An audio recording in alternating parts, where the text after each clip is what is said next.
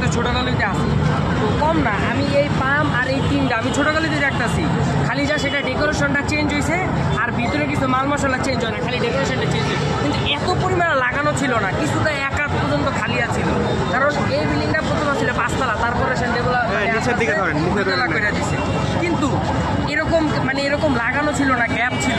আমি যতটুকু ছিলাম না এই জায়গায়, আমি ওই সাইডে গলিতে ছিলাম, আমরা রাস্তা করতেছি, তো সাইডের গ্লাসগুলো এরকম করে কাঁপতেছে। আমি আমার সবার প্রথম আমি দেখছি যে এরকমভাবে ভূমিকম্প খুব খারাপভাবে হয়েছে।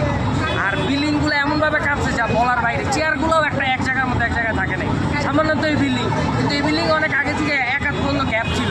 এটা লাগানো মানে এটা ভূমিকম্পের কারণে যে লাগছে এটা কনফার্ম, এটা আমি কনফার্ম দিতে পারি যেটা ভূমিকম্প।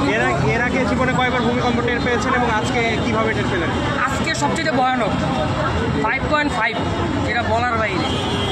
এর আগে আমি এরকম দেখি না কোনো সময় আমার লাইফে।